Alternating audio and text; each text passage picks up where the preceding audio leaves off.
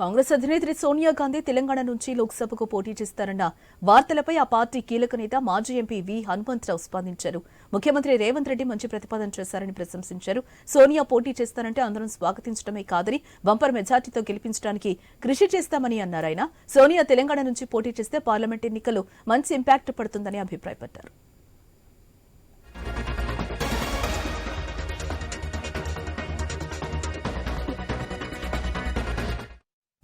మరోవైపు సోనియా పోటీ కోసం కాంగ్రెస్ రాష్ట్ర నాయకత్వం ఖమ్మం, నల్గొండ, మహబూబ్ నగర్ స్థానాలను పరిశీలిస్తున్నట్లుగా సమాచారం అయితే అందుతోంది. ఈ 3 ఎంపీ స్థానాల పరిధిలో అధిక అసెంబ్లీ స్థానాలను ఆ పార్టీ గెలుచుకోగా సోనియా సునాయాసంగా విజయం సాధిస్తారనే అభిప్రాయానికైతే వచ్చారు నేతలు. ఈ విషయమై త్వరలోనే సోనియాతో చర్చించి నియోజకవర్గాన్ని ఫైనల్ చేసే అవకాశం ఉందని పార్టీ శ్రేణులు అంటున్నారు.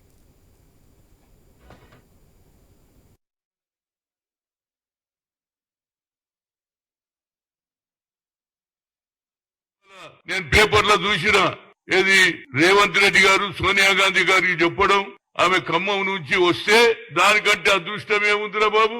నేను అనుకున్నా పోటీ చేయాలని. ఆ అమ్మనే వచ్చిన తర్వాత ప్రతి మండలం ఆమె నిలబడతానికి వస్తాంటే అందరికంటే ముందు నేను ముందుండి అన్ని నియోజకవర్గాలలో తిరుగుతా. ఎందుకంటే నేను మొదలే ఆలోచన చేసి నుండి ఆనాడు ఖమ్మంలో రాజీవ్ గాంధీ గారు 3 సార్లు వచ్చాడు. ఆనాడు ఎన్టీ రామారావు ముఖ్యమంత్రి, వెంకటరావు పిసిసి ప్రెసిడెంట్. ఫ్లడ్స్ వచ్చినప్పుడు వచ్చారు. ఇంటీరియర్ విలేజెస్ లో, ట్రైబల్ విలేజ్ లో పోయాడు. ఆ అమ్మ వస్తే ఇంతకంటే సంతోషం ఏమిందిరా బాబు నాకు. ఏదైనా ఇవాళ